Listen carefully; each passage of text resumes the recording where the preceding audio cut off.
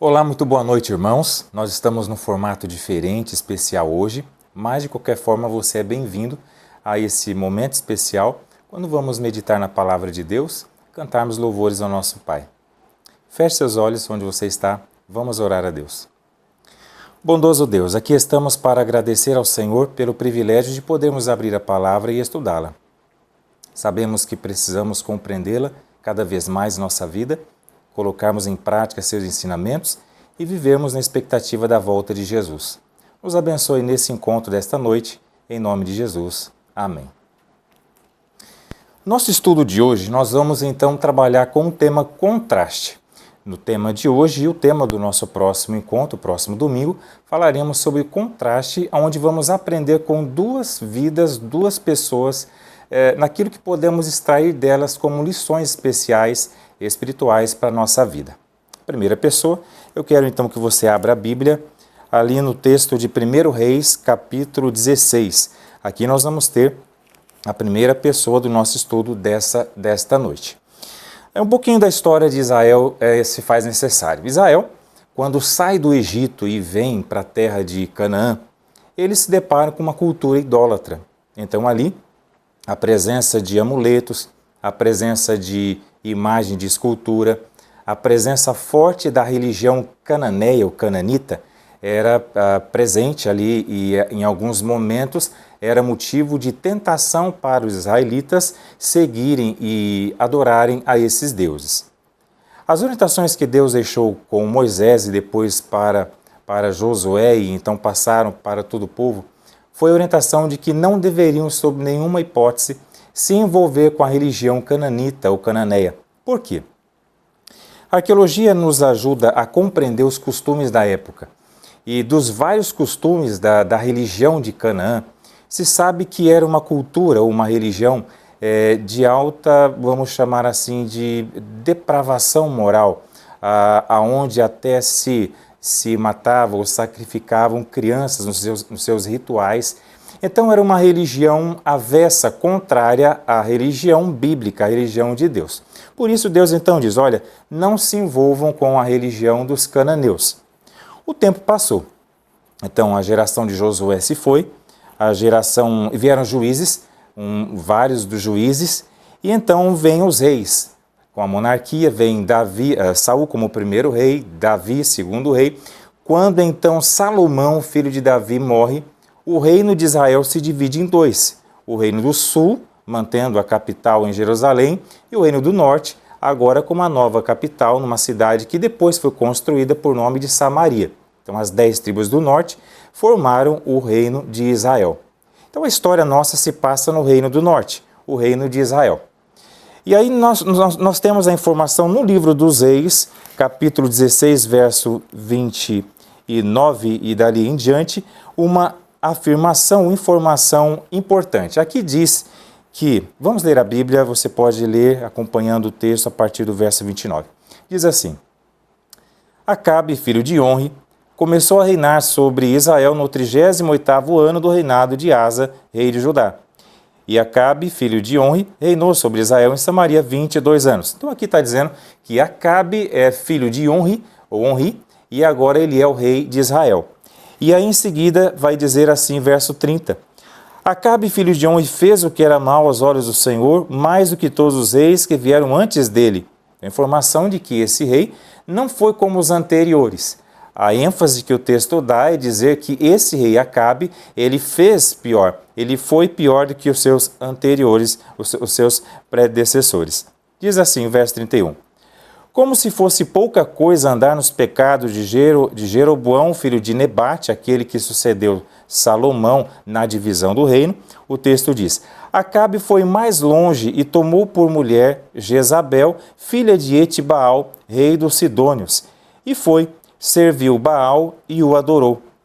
Levantou um altar a Baal no templo de Baal, que tinha edificado em Samaria. Verso 33. Acabe fez também um poste para a deusa Aserá, de maneira que cometeu mais abominações para irritar o Senhor Deus de Israel do que todos os reis de Israel que vieram antes dele. Bem, aqui está o texto base, então, e vamos aprender algo sobre essa pessoa por nome Jezabel. Bem, Jezabel é um personagem intrigante porque nós temos vários filmes que foram feitos em cima dela, temos também algumas novelas, enfim, as pessoas exploram bastante o tema dessa pessoa chamada Jezabel. O texto diz aqui que ela era uma princesa, filha do rei Etibaal, e Etibaal era da terra chamada Fenícia, né, da região da Fenícia, da cidade de Sidom, uma região mais ao norte da terra de Israel, do reino de Israel. E aí a Bíblia diz o seguinte, que em algum momento Acabe, rei, se torna então noivo e contrai casamento com Jezabel. Jezabel agora ela chega a Israel, em Israel, até Samaria. Ela vem como princesa e se torna rainha de todo o reino do norte. Então qual é a primeira grande afirmação, informação da palavra aqui? Havia uma orientação muito antiga dada por Deus para Moisés, depois Josué, repetida pelos profetas e patriarcas do passado, e a orientação era: não se envolvam com os deuses da terra de Canaã, não mesclem, né? não se misturem com as crenças da terra de Canaã. E assim, de maneira geral, o povo se manteve fiel à palavra, fiel à religião verdadeira, até esse tempo aqui. Verdade que em tempos assim, aqui e ali, havia apostasia aqui, apostasia ali, mas a história agora é diferente. A história vai revelar a chegada de uma princesa que não é só princesa, filha do rei Etibaal, ela é também uma sacerdotisa de Baal. Então, a entrada ou chegada de Jezabel à terra de Israel, ela celebra o início de uma decadência sem precedentes na história de Israel. Então a gente tem a informação da Bíblia de que Acabe fez pior. E ao contrair núpcias, casamento com Jezabel, e agora esses dois, o casal real, eles iniciam um processo avançado, acelerado de apostasia, de pressão e opressão contra os seguidores de Deus, o Deus verdadeiro. Então há um espírito em Jezabel de chegar em Israel e tornar Israel um servo também de Baal. Então, se antes, na terra de Israel, havia um pouco aqui, um pouco ali de confusão, apostasia, agora a gente pode entender que com a chegada de Jezabel, essa rainha, ela traz consigo um ideal, ela traz consigo uma vontade, ela traz consigo uma missão. E a sua missão é fazer de Israel também um território de Baal, ou seja, tornar Baal o Deus principal de Israel. E aí a história mostra para nós as suas ações. Jezabel, ela tem algumas características que a Bíblia nos indica de ser uma pessoa para frente, uma pessoa decidida, uma pessoa determinada, né? Decidida, uma pessoa para frente em relação aos dias, aos costumes da época. Era uma mulher arrojada, uma mulher que sabia o que queria. E essas características, que em si são positivas, ela agora vai tomar das suas características e vai dedicar exclusivamente para a exaltação do seu Deus, da sua divindade particular, Baal. Capítulo 18, a gente tem a história do grande confronto entre Elias, o profeta da época, o profeta de Deus, com os sacerdotes e os profetas de Baal. E aí o verso 3 do capítulo 18 de 1 Reis diz assim: Acabe chamou Obadias, e o responsável pelo palácio. Este Obadias era um homem que temia muito o Senhor. Então o rei Acabe chama Obadias, Obadias é um homem fiel ao Senhor. E aí diz assim: Obadias tomou 100 profetas, e em grupos de 50 os escondeu em cavernas, e os sustentou com pão e água. E Acabe disse a Obadias. Então, continua a conversa. A informação aqui para nós é importante, por quê? Está dizendo que Obadias, como servo do palácio, ele havia reservado, estava protegendo 100 profetas. Por quê? Porque pelo contexto a gente entende que houve um decreto de morte, houve uma perseguição e depois decretação de morte de todos os profetas, todos os homens que ensinavam sobre Deus, sobre a lei de Deus, sobre os caminhos de Deus. Então, usando de seu poder de rainha e aproveitando-se da fraqueza de seu marido, Acabe, Jezabel se torna então a grande promotora da religião de Baal. Ela traz então para Israel os costumes, ela traz para Israel os símbolos, os emblemas, ela traz para Israel, Samaria, todas as principais características que compunham a religião de Baal. Então, se antes havia pequenas apostasias, podemos dizer assim, em relação aos períodos históricos anteriores de Israel, agora a apostasia se alastrou, ela se generalizou, ela se estabeleceu, se instituiu no reino como um padrão. Então, profetas foram perseguidos, profetas foram mortos, filhos de Deus foram então mandados para o exílio, senão mortos muitos deles, e Elias foi o profeta que nesse período ele dá de frente. É o profeta levantado por Deus com força e com poder para fazer frente à apostasia nacional do Reino do Norte, o Reino de Israel. Assim a gente aprende algumas coisas com Jezabel. Nós aprendemos acerca da sua determinação, do seu comprometimento, da sua vontade não negociável de fazer Israel dobrar seus joelhos diante da presença do seu ídolo pessoal, Baal. No seu nome, Jezabel carregava a sua missão. Jezabel significa mensageira de Baal, contraindo Baal, e a gente tem Bel como um Belsazar. Então, Jezabel, mensageira de Baal. E dessa maneira nós temos então ela com a sua missão fortemente segura, certa do que fazer nas terras de Israel. E aí a gente tem outros momentos, o capítulo 19, tem aquele grande confronto no Monte Carmelo, no capítulo 18, mas agora vamos para o capítulo 21. O capítulo 21 nos ajuda a entender um pouco mais também sobre o caráter e a maneira de agir desta rainha por nome Jezabel. O capítulo 21 começa dizendo que Acabe, o rei, foi até Jezreel e ao lado de seu palácio em Jezreel estava uma vinha muito bonita, bem cuidada, a vinha de Nabote. Ele chega para Nabote e diz: Nabote, me dê a sua vinha. Nabote se nega, não quer dar ou vender a sua vinha. E ele volta para casa, Acabe retorna para sua casa entristecido.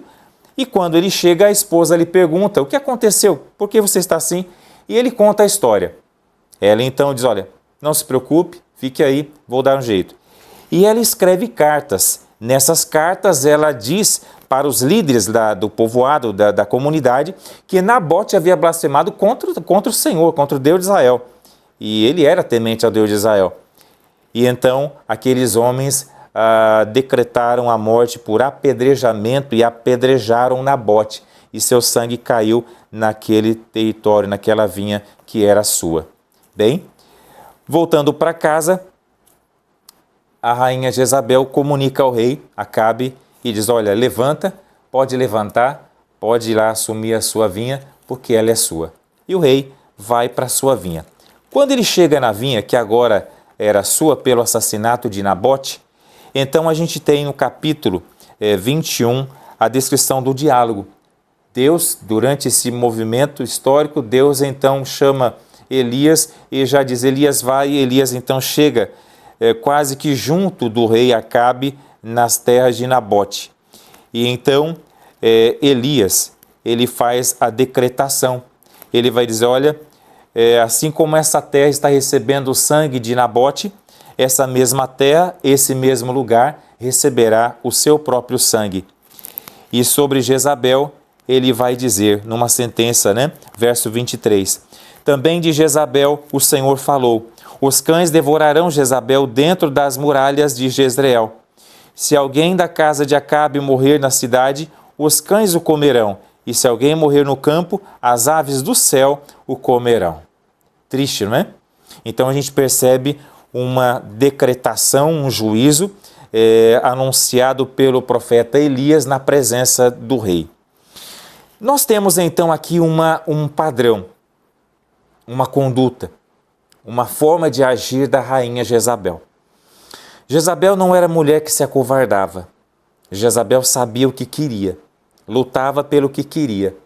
E ela não se limitava usando de todos os meios e recursos para conseguir aquilo que ela queria. Durante o seu período em Israel, ela marcou aquela geração com a marca da adoração a um falso Deus, Baal, a um ídolo, a uma imagem de escultura. Tanto que Elias, depois da cena do Carmelo, foge e lá longe ele diz para o Senhor, olha só, eu fiquei. Ao que Deus lhe responde, não, tem 7.000 ali, estão escondidos, mas não dobraram seus joelhos para Baal. Mas de Jezabel nós aprendemos algo positivo, determinação, garra, comprometimento com uma causa. Embora Jezabel canalizasse tudo isso para o lado ruim, tudo isso para o mal, em si mesmo são virtudes. E a pergunta que faço é, será que eu tenho, será que você tem, será que nós temos a mesma garra, a mesma audácia, a mesma vontade, o mesmo comprometimento que Jezabel tinha para exaltar, para promover a adoração a um falso Deus, a um ídolo? Muitas vezes nos limitamos por muitas razões, achando que não podemos, achando que não temos a responsabilidade, achando que outros farão o trabalho que poderíamos fazer. É aí que nos enganamos. Deus precisa no seu trabalho de resgatar a verdadeira adoração nesse tempo dos dias finais nos quais estamos vivendo. Deus precisa de homens e mulheres comprometidos, homens e mulheres que tenham essa garra, que tenham essa vontade, esse comprometimento com a verdade, não com a maldade, mas com a verdade. A história passa. Depois de alguns anos, Acabe encontra a sua morte e a carruagem o traz até as terras de Jezreel e o seu sangue escorre e cai na terra que fora de Nabote, cumprindo a profecia. Deus levanta um novo rei, Jeú. A primeira missão de Jeú é acabar com toda a família do rei Acabe. Acabe, Jezabel, os filhos. E Jeú, como novo rei, ele vem.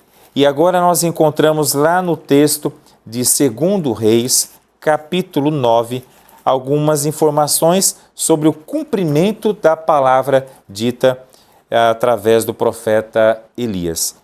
O capítulo 9, verso 30, Jeú chega ao palácio, vê Jezabel acima numa janela e Jeú então grita, olha, quem está por mim? E então o servo se dispõe e ele ordena e os servos pegam Jezabel e lançam do alto para baixo. Quando ela cai, então o sangue respinga na parede do palácio e nos cavalos que estavam ali. E aí diz assim, verso 34, depois disso, verso 33, o sangue dela salpicou a parede e os cavalos, e Jeú a atropelou. Jeú entrou no palácio, comeu e bebeu. Depois disse, tomem conta daquela maldita e sepultem o corpo, porque ela é filha de rei. Mas os que foram sepultá-la não acharam dela nada mais do que a caveira, os pés e as palmas das mãos. Então voltaram e contaram isso a Jeú. E ele disse, esta é a palavra do Senhor que ele falou por meio de Elias o tesbita, seu servo, dizendo, no campo de Jezreel os cães comerão a carne de Jezabel. O cadáver de Jezabel será como esterco sobre a terra no campo de Jezreel, de maneira que ninguém poderá dizer, esta é Jezabel. Uma forma trágica de perder a vida e uma forma rude e agressiva de apresentar o fim de uma pessoa. Esse não é o padrão da Bíblia ao falar sobre a morte mesmo dos ímpios. Mas de uma maneira muito pontual, Deus coloca aqui e registra na palavra uma descrição do fim trágico de uma mulher que ao longo de sua vida dedicou-se totalmente a uma missão, a um propósito, de servir o seu Deus. Aqui nós temos uma forma, por exemplo, depois que ela cai e o sangue dela é espingado, Jeú a atropela, o que aumenta a agressividade ou agressão contra aquela pessoa. Quando termina de fazer isso, Jeú entra no palácio para comer e beber, num símbolo, um sinal de desrespeito, um sinal de desvalorização daquela pessoa, né, daquilo que representou aquela pessoa. Um sinal claro de desprezo por tudo que aquela pessoa representou em vida.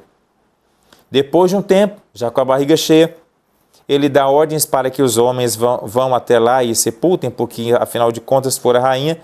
Quando chegam lá, encontram apenas as mãos, os pés e o esqueleto ali, o crânio.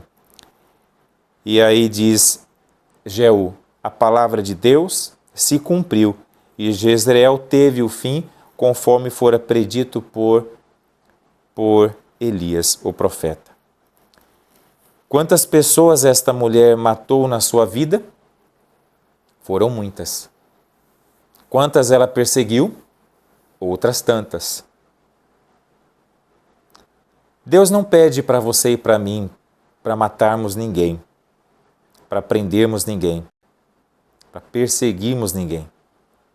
Deus pede hoje de mim que eu assuma uma parte, um compromisso. O compromisso de ser fiel a uma missão, a um propósito. E o nosso propósito não é, evidentemente, matar, destruir, perseguir, mas é salvar, levar a palavra aonde pudermos levar. É compartilhar com qualquer pessoa, ou todas as pessoas, a respeito de Jesus, a respeito da salvação em Cristo, o nosso Senhor e Salvador. Então, de maneira muito emblemática, o fim de Jezabel é colocado, é descrito aqui. Não é à toa que Jezabel é um símbolo, ela se torna um símbolo. E lá no Apocalipse nós encontramos Jezabel. Da mesma maneira como ela entrou em Israel trazendo o seu Deus pagão, em Apocalipse é dito que esta Jezabel, uma Jezabel entraria também agora dentro da igreja, trazendo todo tipo de idolatria, para enganar, para iludir, para seduzir e levar os verdadeiros adoradores a dobrarem seus joelhos e adorarem aos falsos ídolos, imagens, falsos deuses, a corrupção espiritual. E no final, capítulo 18, ali a figura da mulher, depois a figura da grande Babilônia, enfim, se descreve como alguém que morreu, né, e foi então devorado pelas aves do céu, né? Naquela cena da ceia do Senhor, lá no texto de Apocalipse, a destruição final. Esta mulher, ela foi uma mulher ruim, uma mulher ímpia, uma mulher que fez muita coisa ruim, mas era dedicada 100% àquilo que fazia. Aprendemos por contraste. Aprendemos o que não podemos fazer, mas aprendemos e reconhecemos que alguns dos valores, especialmente a determinação, a dedicação exclusiva dessa mulher, ela nos serve de lição espiritual para nós que vivemos num tempo tão importante. Tem um pensamento de Ellen White, onde ela escreve assim: Jezabel, mulher forte, orgulhosa e impiedosa, com uma determinação inflexível, dirigiu o coração fraco e volúvel de Acabe. Por meio de sua influência, Baal e Aserá, duas divindades pagãs, se tornaram os deuses de Israel. Qual foi a consequência da presença de Jezabel nas terras de Israel? Alguns anos depois, não muito tempo depois, Israel foi conquistado pela Assíria, destruído pelos assírios, e nunca mais voltaram a ser uma nação. A grande lição desse momento, ou de hoje, é escolhermos se vamos permanecer, perseverar, nos dedicar às coisas de Deus ou se não vamos. Se vamos nos entregar completamente sem reservas a uma causa, a causa que vale a pena viver, vale a pena batalhar, dedicar-se ou não. Esta é uma pergunta que somente você poderá resolver ou responder em seu coração. Responda hoje. Aceite seguir a palavra de Deus, sem jamais duvidar, sem jamais questionar ou sem jamais entregar-se a uma ilusão. Vamos avante. O caminho já foi indicado pela palavra de Deus. Fazer a vontade de Deus, colocar as mãos no arado, cumprir a missão é a nossa parte nessa terra. Que Deus abençoe você. Vamos orar? Amado Deus e nosso Pai, aqui estamos para reconhecer que muitas vezes não temos tido a dedicação, o empenho, não temos tido o comprometimento com a palavra. E isso traz para nós a frieza espiritual, traz para nós coisas ruins, como o desânimo espiritual também. Assim, reconhecendo a nossa necessidade, pedimos a Ti que nos dê poder para vencermos as nossas próprias limitações, poder para fazermos algo novo e diferente na nossa caminhada rumo à Canaã celestial. Senhor Deus, nos dê a graça da dedicação, do compromisso com a palavra, a Tua palavra, até a volta de Jesus. Oramos e pedimos no nome do Salvador Jesus. Amém. Deus abençoe você. Até a próxima. Nos encontramos próximo domingo.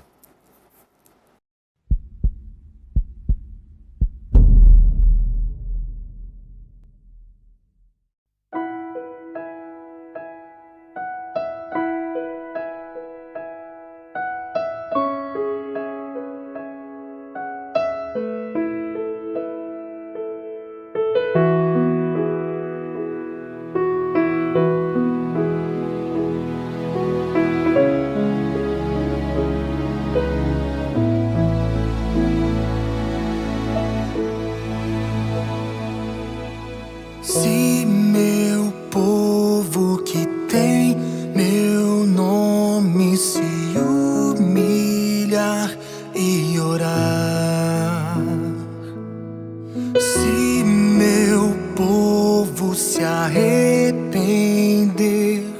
dos seus caminhos maus, então os ouvirei e os perdoarei, sararei a terra e suas feridas. Eu me levantarei para os defender, defenderei o povo que leva o meu nome.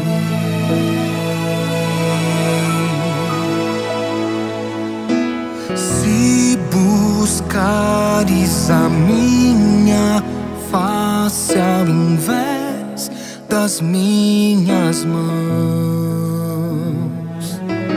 se orares uns pelos outros e não por coisas vãs, então os ouvirei e os perdoarei, sararei a terra e suas feridas. Eu me levantarei para os defender, defenderei o povo que leva o meu nome. Então me lembrarei das minhas promessas, ouvirei as preces e sararei a terra. eu seguirei de novo, ainda nesse tempo, como um só povo que pede por renovo.